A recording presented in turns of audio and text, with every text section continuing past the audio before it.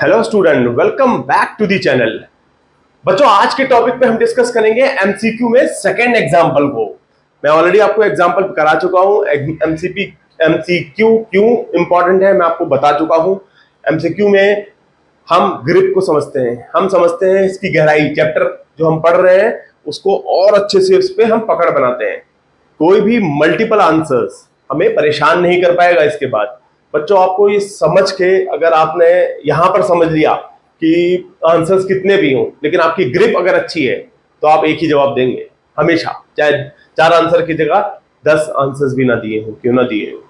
तो आइए इसको समझते हैं। Example number 2, MCQ on depreciation. बच्चों, स्टार्ट करने से पहले मैं बता दूं, मैं करा रहा हूं class 11th accounts, chapter number 15 depreciation. TS Grewal की बुक में फॉलो कर रहा हूं, जिसका एडिशन 2023-24 का है। बच्चों, यहां पर मैं लेके आया हूं MCQ, multiple choice questions on depreciation. यहां पर एक क्वेश्चन दिया हुआ है, इसके 4 आंसर्स हैं।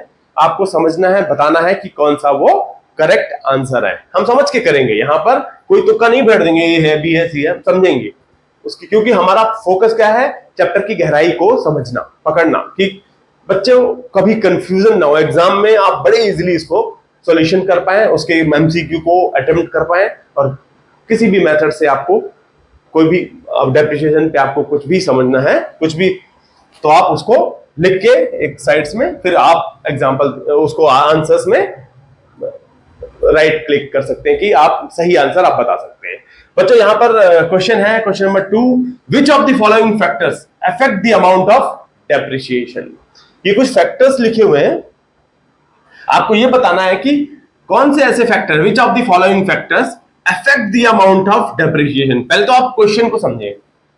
जो डेप्रिशिएशन की अमाउंट है, डेप्रिशिएशन की अमाउंट है, वो अफेक्ट हो जाती है।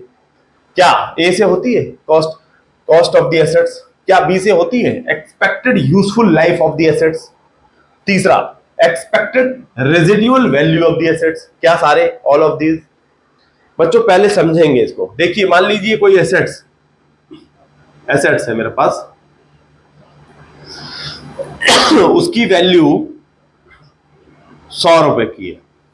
तो पहला है कि कॉस्ट ऑफ द एसेट्स, और डेप्रिशिएशन लेट से चार्ज हो रहा है 10% पर एनम। ये है डेप्रिशिएशन, ठीक है, मान लो एग्जांपल। तो यहां पर अगर एसेट्स 100 रुपए की है तो आपको पता है कि 10 रुपए लगेगा। लेकिन पहले ही हम इसको पहले ही समझते हैं, कॉस्ट ऑफ द एसेट्स मान लो 200 रुपए की है हुई, हम 100 की नहीं, अफेक्ट चेंज बोलते ना, following factors affect the amount of depreciation. मैं ये कह रहा हूं कि एसेट्स में 100 की नहीं है, 200 रुपए है, बाकी 10% का रेट लगना है, तो ये 10 रुपए नहीं होगा, ये 20 हो जाएगा। अमाउंट चेंज हो गया ना, वेरी कर गया ना भाई। Cost of the assets is a factor, cost of the assets is a factor to arrive the amount of depreciation. तो अफेक्ट कर रहा है ना, तो पहला कर रहा है, absolutely cost of the assets कर रहा है। दूसरा, अभी जल्दबाजी नहीं करेंगे, दूसरा भी समझते हैं, expected useful life of the assets.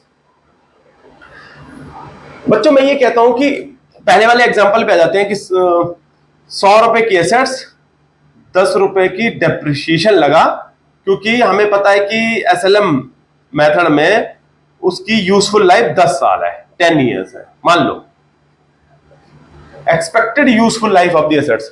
But यहां मैं कहता हूं कि नहीं यार, इसकी यूजफुल लाइफ 20 साल है, एक्सपेक्टेड यूजफुल लाइफ 20 साल है, 10 की जगह 20 हो गया। मान लेते ना कि अफेक्ट करता है कि नहीं। क्या अभी भी 10 रुपए आएगा डेप की वैल्यू?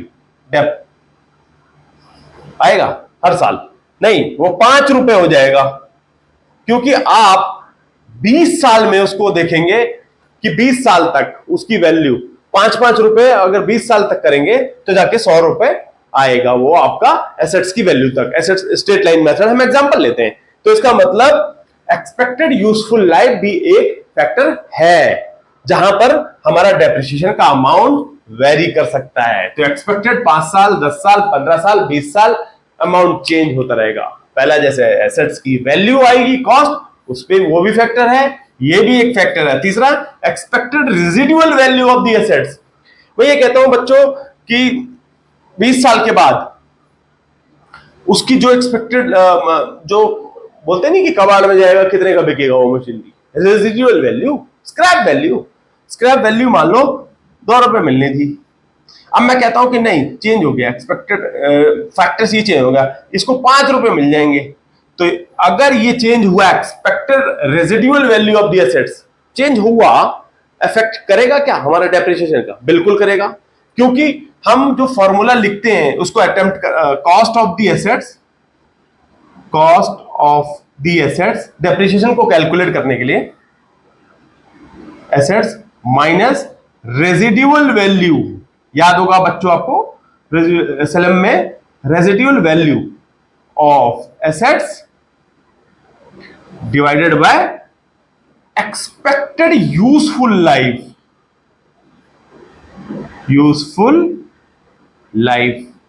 देखो ये चेंज होगा तो भी वैल्यू अलग, तीनों फैक्टर आ गए यहां पर, ये देखिए तीनों आ गए, बहुत इजी, तीनों फैक्टर आ गए। ये डेप्रिसिएशन कैलकुलेट करने के लिए हमें तीनों फैक्टर चाहिए होते हैं, अगर ये तीनों चेंज हुए तो यहां पर डेप्रिसिएशन की वैल्यू अलग हो जाएगी। तो ये तीनों आपको पता यहीं से चल गया कि इस तरीके से अगर ये चेंज हुए तो हमारा amount of depreciation can be changed. तो इस तरह से ये तीनों अगर हैं तो answer would be all of these. So this is the correct answer for this example, all of these. Which of the following factors affect the amount of depreciation? तो आप कहोगे all of these, जिसमें cost of assets, expected useful life of the assets, expected residual value of the assets। तो बच्चों इस pattern से, इस understanding से, इस एग्जांपल से अगर आप करेंगे तो कभी आप एमसीक्यू को अटेम्प्ट करने में गलती नहीं करेंगे। तो मैं उम्मीद ये करता हूं कि आपको ये अच्छे से समझ में आया होगा। तो please like, share and subscribe. Thank you, thanks for watching.